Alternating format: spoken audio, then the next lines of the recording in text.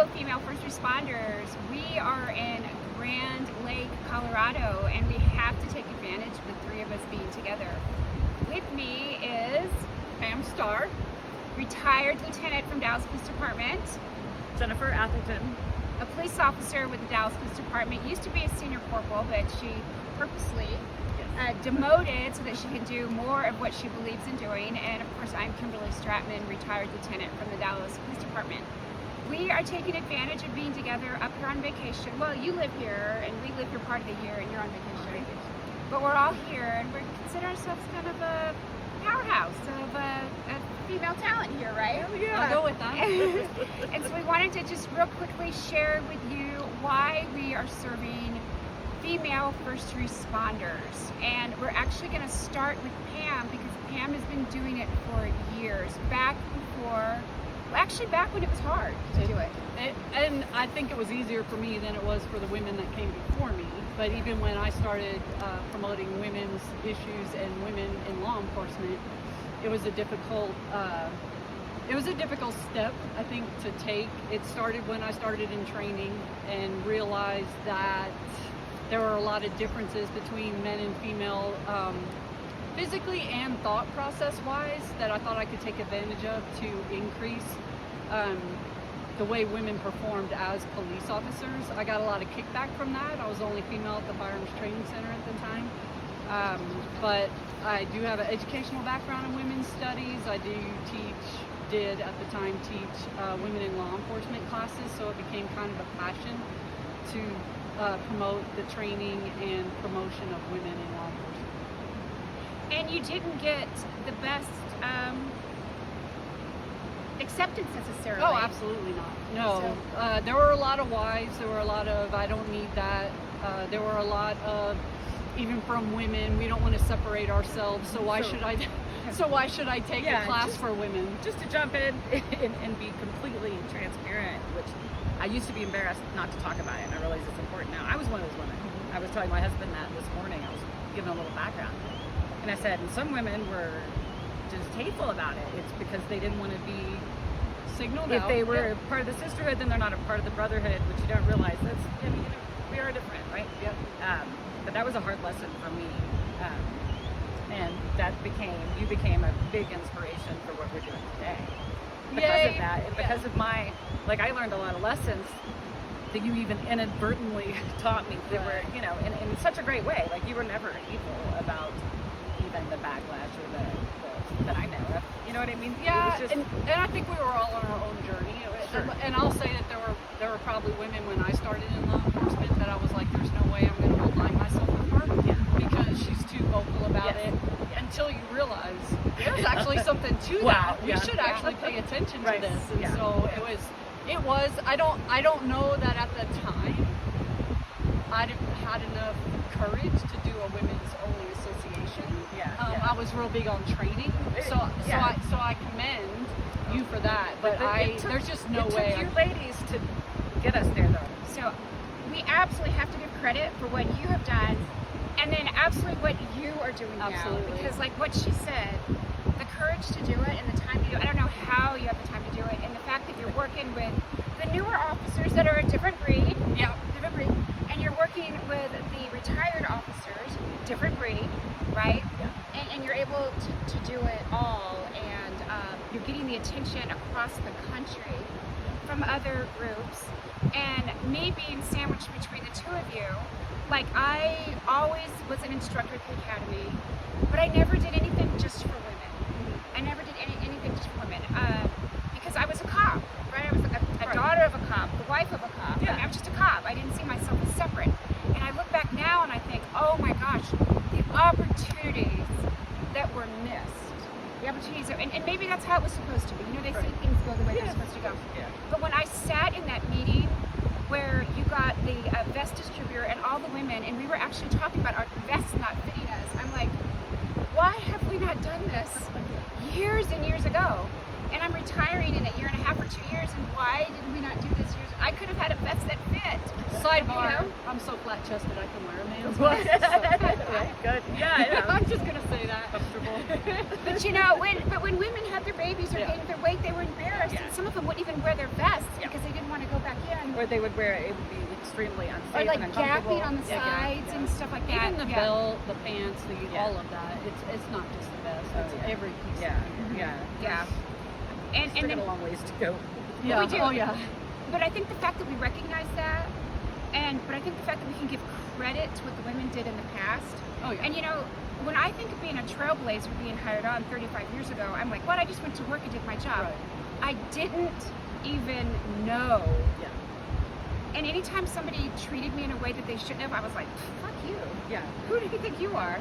And I just went on. Now the bad part of that is there were things that were said and done that should have been stopped. Right. And it didn't bother me that it was said Yeah. to me, Yeah. but it could have potentially bothered somebody else. Mm. So again, I missed that opportunity. But who's to say the opportunity didn't have to be discipline? The opportunity could have been, hey, don't talk to me like that. I'm somebody's wife. Or hey, we're partners. Don't talk to me like that. Yeah, Or it kind of diminishes it. right. Sometimes even not for me, but for a young female officer witnessing this. Or I could have said, I was never the type to run to IED. I was never the type to file a complaint. But I could have said, why do you think you On can the say spot. that to me? Right. Privately, not in front of everybody. Actually, I did get in trouble one time because some guys were talking about going to the topless bars, and I made fun of them. And a sergeant pulled me aside and said, you can't make men feel embarrassed about what they are. I'm like, well, they should be embarrassed. Yeah. And anyway, but so my goal is not to make it us against them or women against men. It's just, we are what we are. We bring we don't have time on this video, but we can go into the numbers that show how valuable we are to police departments, how valuable we are to communities and stuff. And I still get made fun of for having a minor in women's studies. That's kind of a joke in the police world. Oh, I bet you have a degree in women's studies. I'm like, actually I do. Which is really funny. But what would you like to say to our female first responders out there right now? Because you're still involved in the life, working for the DA's office up here, you're still involved in the life. What would you tell them? And it's so cliche, because we say it for females in every, I think in sports, in STEM, and everything, is don't give up and don't let anyone tell you that you can't.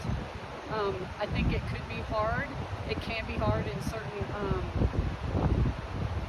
certain circles, in certain geographies, realms, to keep pushing that, but don't be afraid to push it. And then understand too that men are huge cohorts.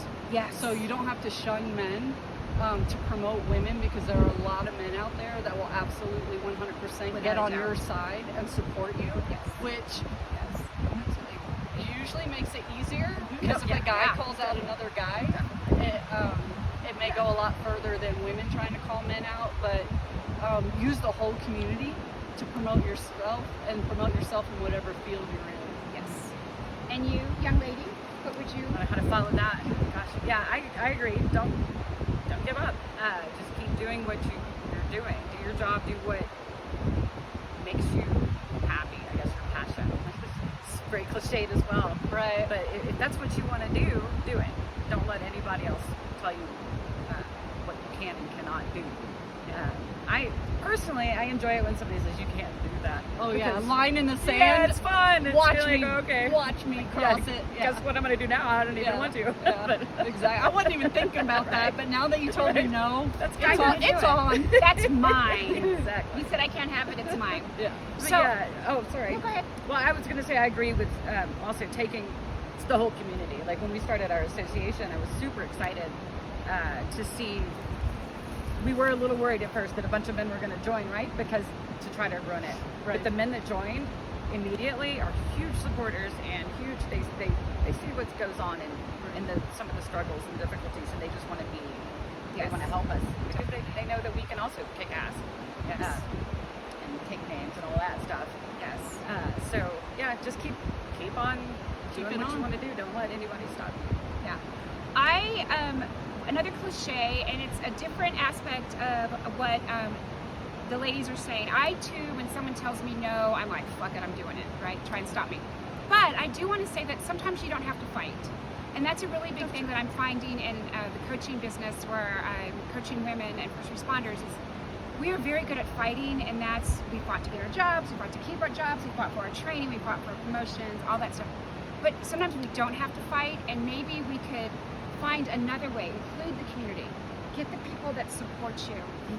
Get your thoughts really out so that you don't get, pulled in different directions. And know that the fight that you're going to fight is actually your fight, and that you're willing to fight it. I think it's so important that your energy goes to where it needs to go.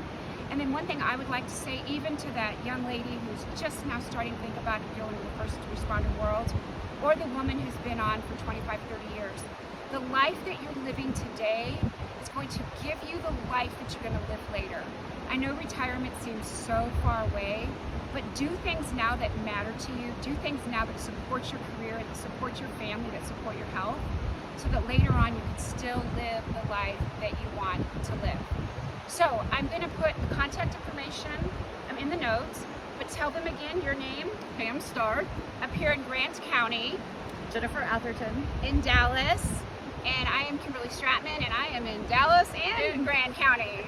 So thank you so much. We would love to hear your thoughts. We're always open for suggestions. Before you add, sorry, Josh told me I should do this. I would like to present to Pam.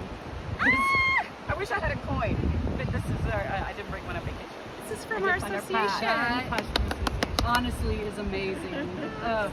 I love it. Thank you so much. Thank you. Smile, everybody. Big smiles.